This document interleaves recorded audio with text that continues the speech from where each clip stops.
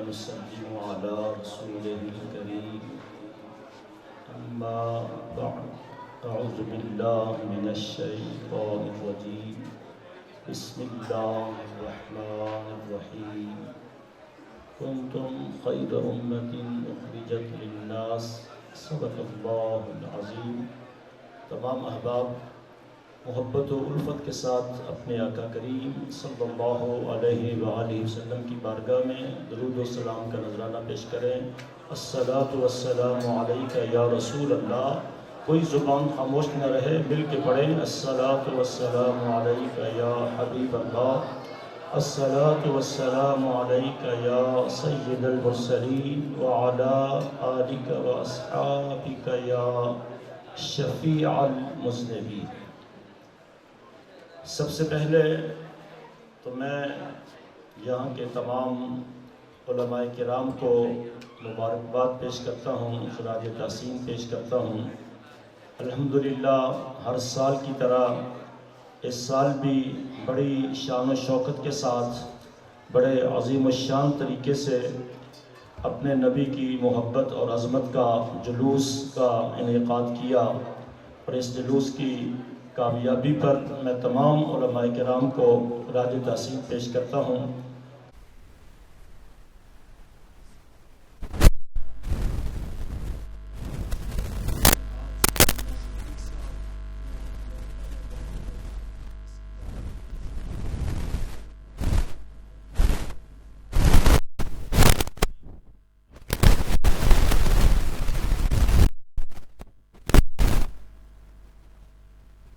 شریف فرما ہے، ہمارا اسی ادارے میں جو اجلاس ہوا اس جلوس کے حوالے سے جو میٹنگ ہوئی، تو اس میں یہ طے پایا کہ انشاءاللہ 12:30 بجے ہم یہ جلسہ اس کو دعا کی طرف لے جائیں گے اور یہ اختتام پذیر ہو جائے گا۔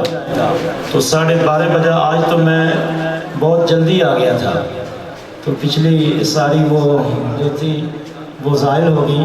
ابھی جلوس مدرسے میں داخل ہو رہا تھا تو میں پیچھے تھا، تو الحمدللہ تو اب چونکہ وقت کافی ہے، علماء کرام نے ظاہر لنگر کا بھی اہتمام ہے، انہوں نے اپنی اپنی مساجد میں اور چکوک میں ظہر کی نماز پہ پہنچنا ہے۔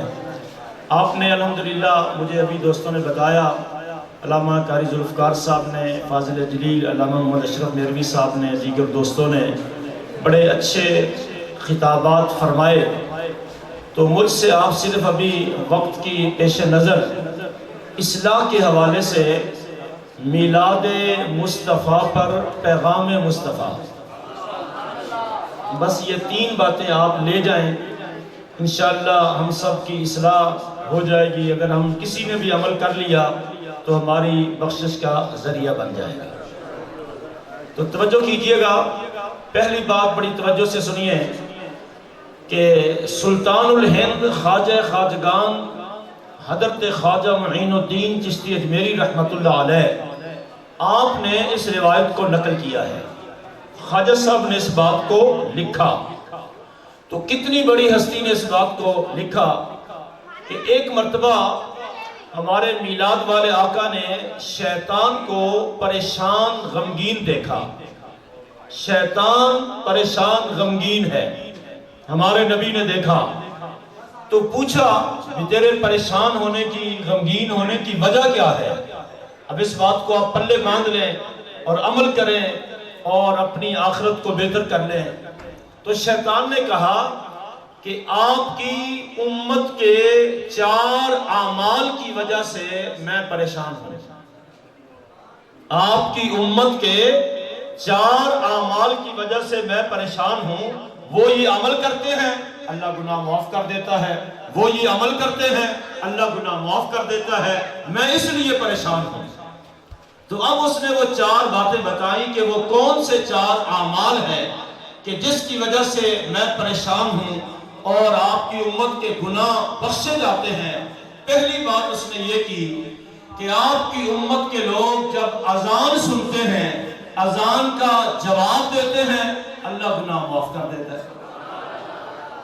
اب ایمان سے بتائیے کہ اذان کا جواب دینا کوئی مشکل کام ہے؟ کتنے پیسے خرچ ہوتے ہیں؟ کتنا زور لگتا ہے. ہر بندہ یہ کام کر سکتا ہے، بس تھوڑی سی توجہ چاہیے، ادھر نیکیوں کی طرف رغبت اور شوق ہو تو اذان کا جواب دے، گناہ بخشے جائیں گے. دوسری بات شیطان نے کی، دوسرا عمل کہ یہ اللہ اکبر کا نعرہ لگا کر میدان جہاد میں کود پڑتے ہیں، اللہ گناہ معاف کر دیتا ہے. اللہ اکبر کا نعرہ لگا کے میدان جہاد میں کود پڑتے ہیں، اللہ گناہ معاف کر دیتا ہے. تیسری بات شیطان نے یہ کی کہ رزق حلال کما کر اس پر قناعت اختیار کرتے ہیں. رزق حلال کماتے ہیں، ڈنڈی نہیں مارتے، کسی پہ ظلم نہیں کرتے، کسی کا حق نہیں کھاتے، رزق حلال حاصل کرتے ہیں اور اس پر قناعت اختیار کرتے ہیں، اللہ گناہ معاف کر دیتا ہے. اور چوتھی بات یہ کی کہ فجر کی نماز پڑھ کے مسجد میں بیٹھے رہتے ہیں، اللہ کا ذکر کرتے ہیں، اللہ کو یاد کرتے ہیں، قرآن کی تلاوت کرتے ہیں، درود پڑھتے ہیں. جب سورج نکل آئے چند نفل پڑھ لیتے ہیں، اللہ گناہ معاف کر دیتا ہے. تو دیکھیں کتنے آسان کام ہیں کہ ہم یہ کر لیں تو گناہ بخشے جائیں گے. تو شیطان نے کہا میں اس وجہ سے پریشان ہوں، یہ وہ 4 اعمال ہیں کہ جو آپ کی امت کرتے ہیں اللہ گناہ معاف کر دیتا ہے، میں اس وجہ سے پریشان ہوں. دوسری بات سنیے، جب تمہارے اور میرے آقا کریم معراج پہ گئے، رب کا دیدار کیا، راز و نیاز کی باتیں ہوئیں، تو اللہ نے محبوب کو 4 تحفے عطا فرمائے. بولو کتنے؟ آپ نے آج تک ایک ہی تحفہ سنا ہے، نماز. تو نماز بھی ملی ہے، 3 تحفے اور بھی ملے ہیں، وہ بھی ذرا یاد رکھ لیں. توجہ کرنا، پہلے نمبر پہ پہلا تحفہ کیا ملا؟ سورہ فاتحہ. اونچا کہو سبحان اللہ. سورہ فاتحہ یہ وہ سورت ہے، تمہارے اور میرے آقا فرماتے ہیں فاتحۃ الکتاب شفاء من کل داء، کہ سورہ فاتحہ میں ہر بیماری کے لیے شفا ہے. بس ہماری زبان پاک ہونی چاہیے، ہمارا عقیدہ پختہ ہونا چاہیے، ہر بیماری کے لیے سورت میں شفا ہے. تو پہلا تحفہ کیا تھا؟ سورہ فاتحہ. دوسرا تحفہ آیت الکرسی. اونچا بولو کیا؟ آج ہمیں صرف کرسی کا پتہ ہے، آیت الکرسی کا نہیں پتہ. تو آیت الکرسی جو ہے اس کی بڑی پاور ہے. قبلہ قاری صاحب ماشاءاللہ آپ نے بہت اچھا کلام پڑھا، اور موقع محل کی مناسبت سے اور بزرگوں کا کلام، ورنہ آج کل تے ڈھولے مائیے، ماشاءاللہ اللہ آپ کو اور برکتیں عطا فرمائے. تو توجہ چاہوں گا کہ آپ دیکھیں جو بات قابل توجہ ہے. کیا بات ہو رہی تھی؟ ماشاءاللہ یاد ہے، حاضر دماغ بیٹھے ہیں، ورنہ تو بعض حضرات کی توجہ لنگر کی طرف ہی رہتی ہے بھی کب ٹرے سامنے آئے. خیر وہ بھی باعث برکت ہے. آیت الکرسی، آج ہمیں اس کی طاقت پاور کا پتہ نہیں کہ آیت الکرسی کی طاقت کتنی ہے، پاور کتنی ہے. اللہ اکبر. توجہ کیجئے گا، یہ پلہ، یہ نسخہ جو اپنے پلے باندھ لیں، اس پر عمل کریں. ہمیشہ حفاظت، کہ جہاں قرآن میں ہمارے لیے ہدایت ہے، رہنمائی ہے، قرآن میں ہمارے لیے شفا ہے، وہاں قرآن ہماری حفاظت بھی کرتا ہے. آپ روزانہ سونے سے پہلے آیت الکرسی پڑھ کے سوئیں، انشاءاللہ اس گھر کی، اس مال کی ہمیشہ حفاظت رہے گی. دوسری بات سنیے، ہمارے نبی نے فرمایا اے میرے غلاموں، تمہیں ایسا عمل نہ بتاؤں ادھر تمہیں موت آئے ادھر جنت میں چلے جاؤ. دیکھو کیسا عمل، ادھر موت ادھر جنت. صحابہ نے ہاتھ جوڑ کے عرض کی حضور ضرور ارشاد فرمائے. تیرے اور میرے آقا نے ارشاد فرمایا جو بندہ ہر نماز کے بعد آیت الکرسی پڑھے، ہر نماز کے بعد آیت الکرسی پڑھے، ادھر موت آئے گی ادھر جنت میں چلا جائے. اور تیسری بات بھی آیت الکرسی کے حوالے سے یاد رکھ لیں، اپنی عادت بنائیں، طریقہ بنائیں، معمول بنائیں. جب بھی گھر سے نکلیں آیت الکرسی پڑھ کے نکلیں. الحمدللہ میں بھی اپنے گھر سے آیا ہوں، آیت الکرسی پڑھ کے آیا ہوں. تو یہ آپ عادت بنائیں گے بن جائے گی. آپ جب گھر سے نکلیں گے آپ کو کھٹکا لگے گا کہ میں نے کچھ کرنا ہے، تو یاد آ جائے گا کہ آیت الکرسی پڑھنی ہے. تو جو بندہ گھر سے نکلتے وقت آیت الکرسی پڑھ کے نکلے، 70,000 فرشتے اس آدمی کی حفاظت کرتے ہیں. اونچا کہو سبحان اللہ. 70,000 فرشتے اس آدمی کی حفاظت کرتے ہیں، اور اگر وہ آیت الکرسی پڑھ کے نکلا اور موت کا وقت آ گیا، موت کا وقت بھی تو اٹل ہے نا، تو اگر موت کا وقت آ گیا تو پھر کیا فائدہ ہوگا؟ اس بندے کو شہادت کا ثواب ملے گا. بولیے شہادت کا تو فائدہ ہی فائدہ ہے. تو یہ آیت الکرسی کے 3 فائدے میں نے آپ کو بتا دیے، ان کو پلے باندھ لیں. تو دوسرا تحفہ کیا ملا؟ آیت الکرسی. تیسرا تحفہ نماز. بولو کیا؟ اب میں تفصیل میں نہیں جا رہا چونکہ وقت نہیں. چوتھا تحفہ جو رب نے عطا فرمایا وہ اللہ نے اپنے محبوب کو ایک جبہ عطا کیا. بولو بولو کیا دیا؟ تحفے میں اللہ نے ایک جبہ دیا. سورہ فاتحہ، آیت الکرسی، نماز، اور چوتھا تحفہ جبہ عطا کیا. جب ہمارے نبی واپس تشریف لے آئے، اب میں جلدی سے بات کو مکمل کرتا ہوں. آپ نے ایک دن صحابہ کرام سے فرمایا کہ رب نے مجھے جو جبہ عطا کیا تھا وہ میں تم میں سے کسی کو دینا چاہتا ہوں. وہ جبہ میں تمہیں عطا کرنا چاہتا ہوں. میں کئی بار یہ پیغام دے چکا ہوں، ہمارے نبی کی بھی یہ سنت، اکابر اولیاء کرام کی بھی، کہ وہ نذرانے اگر ان کو ملتے تھے تو لوگوں کو دیتے بھی تھے. پیر کا صرف یہ کام نہیں ہوتا کہ لینا ہی بس کام ہو، دینے والا کھاتا نہ ہو. تو وہ لیتے تھے تو دیتے بھی تھے. اب اتنا بڑا تحفہ ہمارے نبی فرماتے ہیں میں تم میں سے کسی کو دینا چاہتا ہوں. آپ نے فرمایا اے ابو بکر رضی اللہ تعالیٰ عنہ، اگر میں یہ جبہ تجھے دوں تو کیا کرے گا؟ عرض کرتے حضور میں اس کی برکت سے صداقت کو عام کر دوں گا. صداقت کا بول بالا ہوگا، سچائی کا بول بالا ہوگا، ہر وقت ہر طرف سچائی ہی سچائی ہوگی.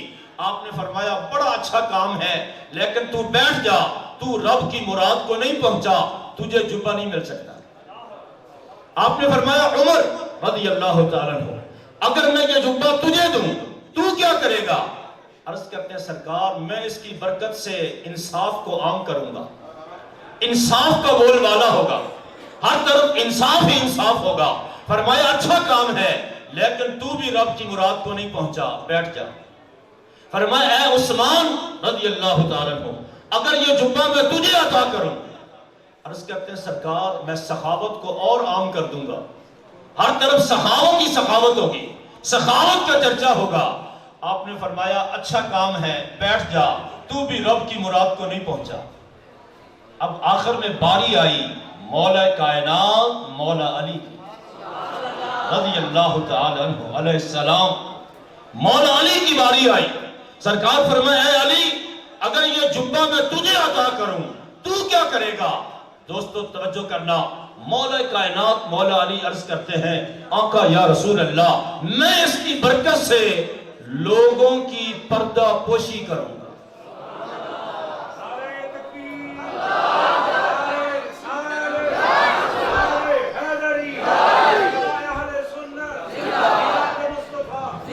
لوگوں کی پردہ پوشی کروں گا، ان کے عیبوں پہ پردہ ڈالوں گا.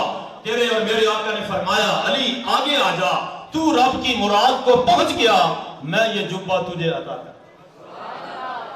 تو آپ غور فرمائیں کہ پردہ پوشی والا کام رب کو کتنا پسند ہے، ہمارے نبی کو کتنا پسند ہے. کسی کے عیبوں پہ پردہ ڈالنا اور اس کے عیب کو چھپانا رب کو بھی پسند ہے، ہمارے نبی کو بھی پسند ہے. بدقسمتی سے آج ہم اس سے بڑے دور ہیں. آج ہمارا کام ہے بات کو اور اچھالنا. وہ کہتے ہیں ہور تیلی لاؤ، کم نو چک کے رکھو، اسی تیرے نال شابش.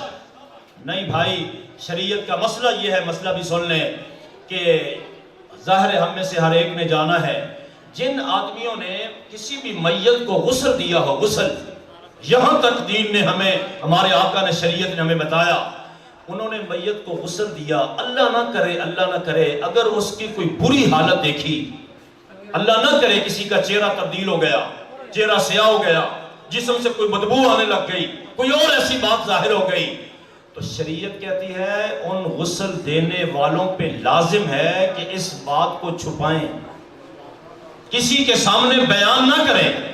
اس کی یہ بات کسی کے آگے نہ رکھیں بلکہ پردہ ڈالیں، اس کو چھپائیں۔ ہاں اگر کوئی اچھی چیز دیکھیں کہ اس کے چہرے پہ نور آ گیا، اس کے چہرے پہ رونق آ گئی، چہرے پہ غسل دیتے وقت مسکراہٹ تھی، جسم سے خوشبو آ رہی تھی، تو یہ لوگوں کو بتائیں، یہ لوگوں کو بیان کریں۔ لیکن اگر کوئی عیب دیکھیں تو اس پہ پردہ ڈالیں، مرنے والے کا عیب بھی کسی کے سامنے ظاہر۔ تیسری اور آخری بات جو میں نے 3 باتوں کا آپ سے وعدہ کیا، یہ میلاد مصطفیٰ پر پیغام مصطفیٰ ہے، ان باتوں کو بھی پلے باندھ لیں۔ ایک دن ہمارے آقا نے ام المومنین سیدہ عائشہ صدیقہ رضی اللہ تعالیٰ عنہ سے فرمایا، اے عائشہ پوچھ آج تو کیا پوچھتی ہے، مانگ کیا مانگتی ہے، آج تو جو سوال کرے گی دیا جائے گا، جو پوچھے گی بتایا جائے گا۔ ام المومنین سمجھ گئیں کہ آج سرکار موج میں ہے، فوراً آئیں اپنے والد گرامی افضل البشر بعد الانبیاء یار غار والمزار حضرت سیدنا صدیق اکبر رضی اللہ تعالیٰ عنہ کے پاس، کہا جی سرکار نے ایسے فرمایا ہے، میں آپ سے مشورہ کرنے آئی ہوں کہ میں کیا پوچھوں، کیا مانگوں، کیا سوال کروں۔ اب توجہ کرنا، حضرت صدیق اکبر نے فرمایا، بیٹی آقا کریم کی بارگاہ میں یہ عرض کر جا کے کہ حضور معراج والی رات آپ کی جو رب سے راز و نیاز کی باتیں ہوئی ہیں ان میں سے ایک بات ارشاد فرما دیں، جو راز و نیاز کی باتیں ہوئی ہیں کوئی ایک بات ارشاد فرمائیں۔ آپ فوراً آئیں، آ کے حضور کی بارگاہ میں عرض کی، آقا رب سے ملاقات کے وقت جو راز و نیاز کی باتیں ہوئیں کوئی ایک بات ارشاد فرمائیں۔ حضور مسکرائے اور فرمایا، لگتا ہے تو باپ سے مشورہ کر کے آئی ہے، لگتا ہے باپ سے مشورہ کر کے آئی ہے۔ تیرے اور میرے آقا نے جو بات ارشاد فرمائی پلے باندھ لے اس کو۔ سرکار فرمایا، میرے رب نے فرمایا، اے محبوب آپ کی امت میں سے جو آدمی کسی کے دل کو جوڑے گا اللہ نے اس کے لیے جنت واجب کر دی۔ جو کسی کے دل کو جوڑے اللہ نے اس کے لیے جنت کو واجب کر دیا ہے۔ بس یہ میلاد کا پیغام ہے کہ ہم جوڑنے والی باتیں کریں، دلوں کو جوڑنے والے معاملات کریں، دلوں کو دور نہ کریں، نفرتیں نہ ڈالیں، جو ہے وہ عداوتیں نہ پیدا کریں، بلکہ آپ دیکھیں اولیاء کاملین کی آپ جو ہے وہ تاریخ پہ نظر ڈالیں، ہر اللہ کے ولی اور ہمیشہ۔ لیکن آج ہماری اکثریت آپ دیکھ لیں کس طرف ہے، جوڑنے والے کم ہیں، توڑنے والے زیادہ ہیں، آگ لگانے والے زیادہ ہیں۔ آخری پیغام دے رہا ہوں، حضرت بابا فرید الدین گنج شکر رحمت اللہ علیہ، آپ کے پاس نا ایک مائی کینچی نئی مارکیٹ میں آئی تھی، نئی کینچی مارکیٹ میں آئی تھی۔ اس مائی نے خریدی کہ میں بابا جی کو جا کے تحفہ پیش کرتی ہوں، نئی چیز آئی ہے، بابا جی خوش ہو جائیں گے، دعا کریں گے۔ ماں کی بارگاہ میں آئی، کہنے لگی حضور یہ ایک نئی چیز مارکیٹ میں آئی ہے، آسانی سے بندہ چیزیں اس سے کاٹ لیتا ہے، میں آپ کے لیے تحفہ لے کے آئی ہوں۔ اب توجہ کرنا، حضرت بابا فرید الدین گنج شکر رحمت اللہ علیہ، آپ فقیر ہوں، کینچی کا کام کاٹنا ہے، فرمایا درویش کا کام کاٹنا نہیں ہوتا، جوڑنا ہوتا ہے۔ میں جوڑنے کے لیے بیٹھا ہوں، کاٹنے کے لیے نہیں بیٹھا۔ آپ نے فرمایا اگر مجھے تحفہ دینا ہے تو کوئی سوئی لے آ، سوئی لے آ۔ فرمایا کینچی کاٹتی ہے، سوئی جوڑتی ہے، درویش کا کام جوڑنا ہوتا ہے، کاٹنا نہیں ہوتا۔ تو یہ مختصر میں نے پیغام دیا ہے آپ کو۔ تو ان 3 باتوں پہ ہی اگر ہم عمل کر لیں جو ہمارے نبی نے ارشاد فرمائیں تو یقیناً ہماری دنیا اور آخرت سنور جائے۔